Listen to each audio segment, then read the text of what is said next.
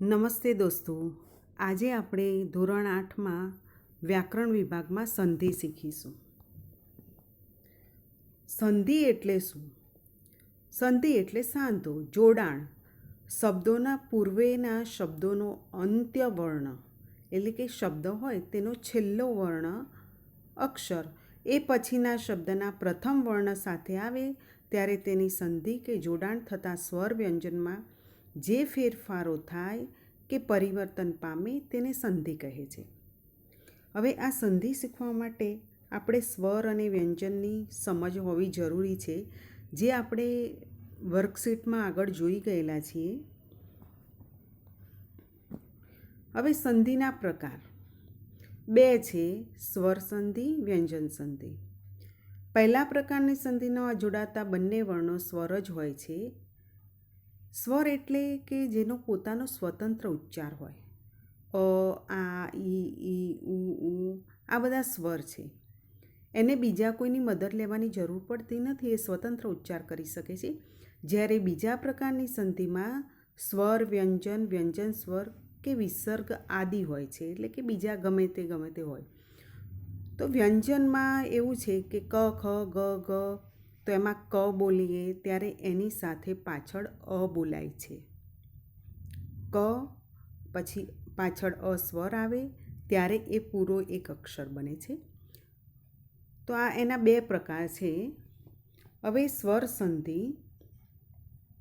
એની થોડીક સમજ કે 2 સજાતીય સ્વરો પાસે આવે ત્યારે બંને મળી એક દીર્ઘ સ્વર બને છે. દીર્ઘ એટલે જેનો ઉચ્ચાર થોડોક લાંબો થાય. આ સજાતીય સ્વરો નીચે પ્રમાણે આપેલા છે. પહેલું છે આ વત્તા અ. હવે આ એ પણ સ્વર છે, અ એ પણ સ્વર છે. આ 2 સજાતીય છે. એ બંને ભેગા થાય અને જે બને, જે જોડાણ થાય તેને સંધિ કહેવાય. પછી એના પછી છે ઈ, ઉ. જેમ આપણે આગળ સંધિ જોતા જઈશું તેમ આપણને ખ્યાલ આવશે.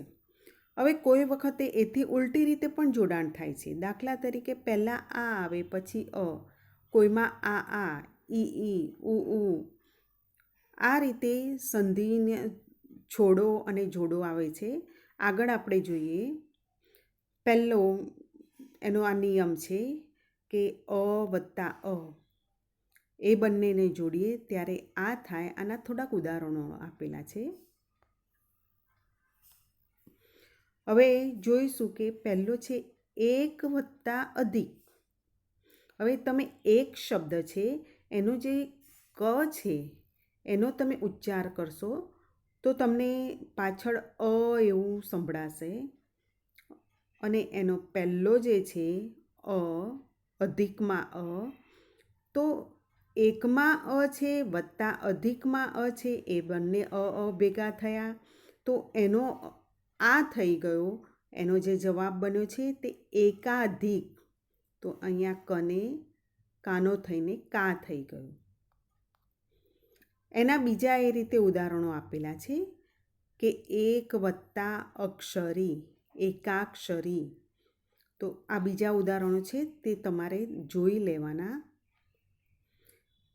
બીજો નિયમ છે અ વત્તા આ બરાબર આ.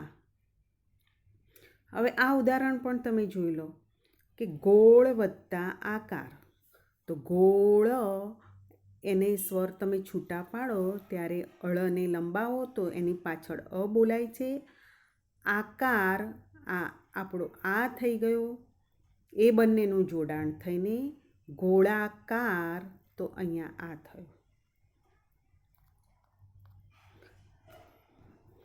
ત્રીજો છે આ વત્તા અ બરાબર આ. હવે એ પહેલું આપણે ઉદાહરણ જોઈએ કે વિદ્યા. વિદ્યા બોલો ત્યારે પાછળ આ બોલાય છે.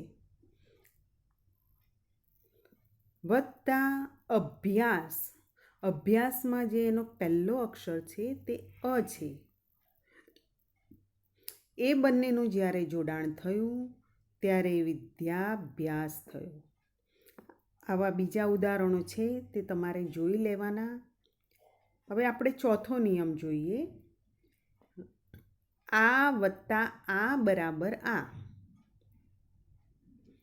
મહા વત્તા આલય.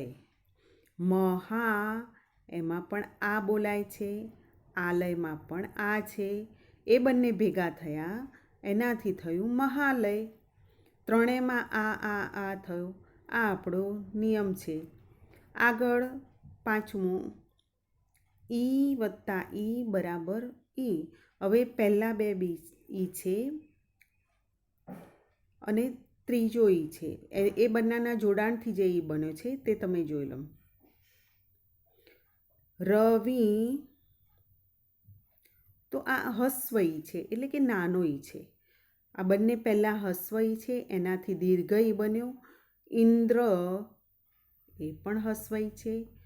હવે આ જોડણી તમારે ખાસ ધ્યાન રાખવાની કે જ્યારે રવિ વત્તા ઇન્દ્ર એનાથી જે સંધિ બને છે, જોડાય છે, એ દીર્ઘ ઈ બની જાય છે રવિન્દ્રમાં.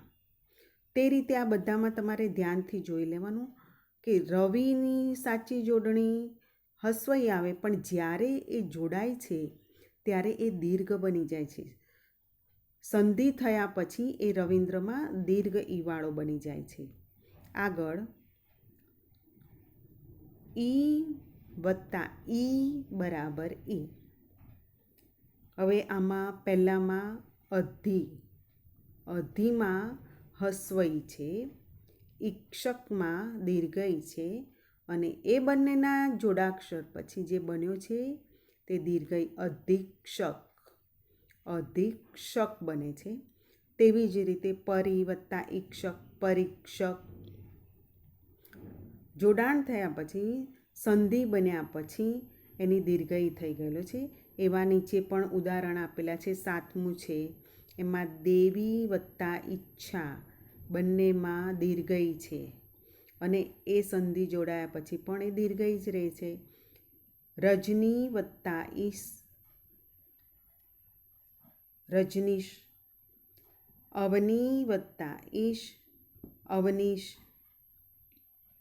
તો આ રીતે આપણે આગળ પણ જોવાનું છે. હવે આપણે જોઈએ ઉવાળા. ઉ વત્તા ઉ બરાબર ઉ. એટલે જે પહેલો ઉ છે એ હસ્વ ઉ છે, બીજો પણ હસ્વ ઉ છે અને એના જોડાણથી જે બનેલ છે સંધિ તે દીર્ઘ ઉ છે. શું, એમાં હસ્વ ઉ બોલાય છે. એના પછી ઉક્તિમાં પણ હસ્વ ઉ છે અને સંધિ જે બની છે સુક્ત, તો દીર્ઘ ઉ. સુ વત્તા ઉક્ત બરાબર સુક્ત. રઘુ વત્તા ઉત્તમ.